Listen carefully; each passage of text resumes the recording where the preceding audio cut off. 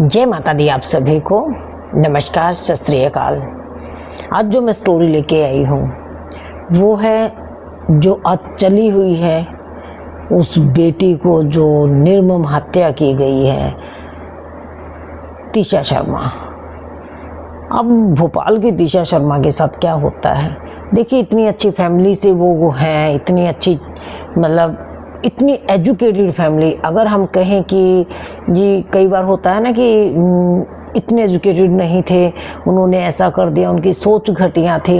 अब तीशा शर्मा की सास जो है वो एक जज रही है, जज के पद से रिटायर हुई है। ऐसी गरिमा बना के रखनी चाहिए थी उनको, तो बेटी को, बहू को बेटी के समान रखना चाहिए था।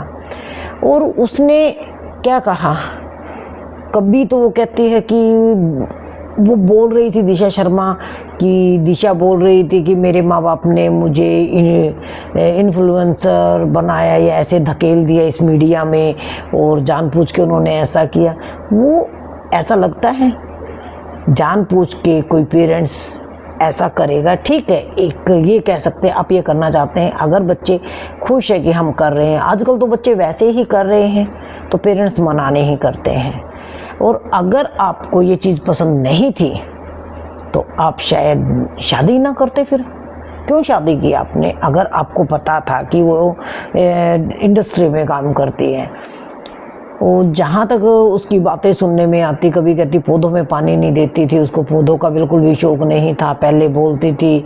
अब वो बोलती है कि भाई किचन में कभी काम नहीं करती थी, खाना नहीं बनाती थी। फिर कहते कि हमारे तो मेड लगी हुई है, खाना बनाने के लिए सर्वेंट लगे हुए हैं। तो फिर क्या चाहिए था तुझे, मैं ये पूछना चाहती हूँ। गिरी बालाजी, आपको क्या चाहिए था? इतने बड़े ओहदे पे, उस ओहदे की भी, उस पद की भी गरिमा को ख़त्म कर दिया आपने। तभी कहा गया कि लेडीज़ ही लेडीज़ की दुश्मन है, औरत ही औरत की दुश्मन है। क्यों? क्या उस लड़की को आप अपनी बेटी के समान नहीं रख सकते थे? मैं कहती हूँ कि बेटी के समान भी नहीं रखते, कम से कम इतना तो अधिकार देना चाहिए था कि वो अपना डिसीजन खुद ले सके या कुछ कर सके। और फिर खुद अभी मैं बयान सुन रही थी तो वो कह रहे थे अगर उनकी बेटी परेशान थी तो उनको आना चाहिए था, वो क्यों नहीं आए?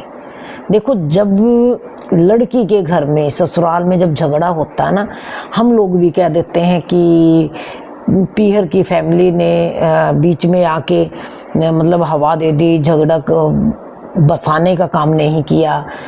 ठीक है, हम लोग भी इस चीज़ को बोल देते हैं, लेकिन मैं नहीं जानती इस चीज़ को कि भाई अगली ने जब इतनी बड़ी पद पे है तो ऐसा नहीं करना चाहिए था। अनपढ़ के लिए तो हम बोल भी सकते हैं कि पढ़े लिखे नहीं है, लालची है।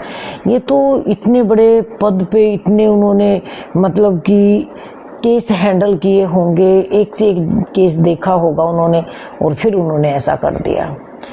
तो मैं तो यही कहूँगी कि मुझे नहीं लगता कि उन्होंने कोई फैसला भी अच्छा किया होगा।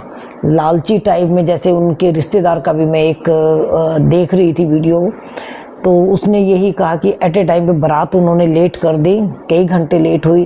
तो जब हमने कहा कि भी बारात लेट क्यों हुई है या क्या हुआ, साथ में उन्होंने खुद कहा कि साथ में मैं भी था वहाँ, उन्होंने पैसों की डिमांड की और मेरे पास कह रहे 2 लाख रुपए थे, तो मैंने वो 2 लाख रुपए उनको दे दिए कि भाई अभी तो बारात लेके चलो, ये लो 2 लाख रुपए, यही हमारे पास पैसे हैं। लेकिन चलिए, फिर भी अगर पैसों का है, लेन देन है, पहली बात तो मैं सभी बेटी की फैमिली वालों को यही कहूँगी, जिसने डिमांड की बारात वापस भेज दो। बिल्कुल भी ऐसे इंसान से शादी नहीं करनी चाहिए, क्योंकि ये शुरू से यही होता आया है कि आज आपने शादी कर दी बेटी की और एट ए टाइम पे जब डिमांड की है तो नहीं करनी चाहिए। मैं यही रिक्वेस्ट करूँगी कि ऐसी जगह पे बेटी की शादी मत करो। चाहे 2-4 दिन पीछे हो जाएगी शादी, 1-2 महीना, 1-2 साल आगे बढ़ जाएगी शादी, कोई ऐसी फैमिली में शादी करे कि जिसकी कोई डिमांड ना हो, और हर चीज़ खोल के शादी करो। अब अभी कुछ वो जज है जिसमें और फिर कभी कोई बयान दे रही हैं, कभी कोई बयान दे रही हैं। मैं हैरान हूँ कि खुद लड़का वकील है, माँ जज है, क्योंकि उनको तो सारे कानून पता है। उनको तो ये पता है कि हमने क्या बोलना है, क्या करना है, मार भी देंगे तो हमें क्या फ़र्क पड़ेगा। लेकिन मीडिया में ये केस आने के बाद ये तूल पकड़ा है, और शायद मीडिया में नहीं आता तो उनका कुछ भी नहीं होना था। 10 दिन से तो उनकी FIR ही लॉन्च नहीं हुई थी। उनको यही नहीं पता था कि कैसे हमारी बेटी मरी है, कैसे क्या हुआ है। तो मैं सभी से यही कहूँगी, जिनकी भी बेटियां, बल्कि हम ये कहते हैं कि बेटियां ही बेटे हैं, कहते हैं ना हम लोग कि अरे कोई नहीं, बेटियां ही बेटे हैं। लेकिन यहाँ आके दुख होता है जब बेटी इस तरह से मारी जाती हैं। और कमियां निकालने वाले बहुत कमियां निकाल देते हैं। लेकिन मैं एक ही चीज़ बताऊंगी कि बेटी वाले जो सही है वो यही सोचते हैं, चलो घर में बातें होती रहती हैं, अगर हम सामने जाएंगे तो शायद बात बढ़ जाएगी, चलो कोई नहीं।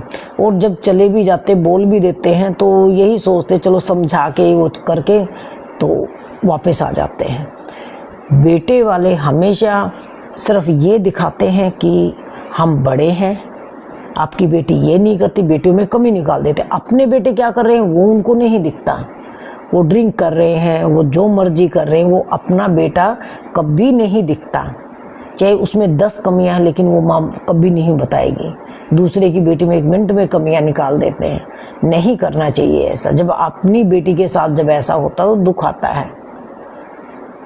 तो मैं यही कहूँगी, ये हत्याएं रुकनी चाहिए, चाहे ये लड़कों की हत्या होती, चाहे लड़कियों की हत्या होती। अभी मैंने एक केस अभी कल की न्यूज़ में देख रही थी कि 15 से 20 साल के बीच में लड़की थी, और उसको मार के नीले ड्रम में बंद करके रेलवे के फाटक के वहाँ रखा हुआ था।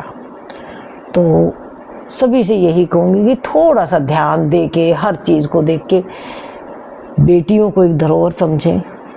बहुओं को अपने घर की गरिमा बनाए रखवाने के लिए आपको भी प्यार देना पड़ेगा, वो भी आपको प्यार करेंगी।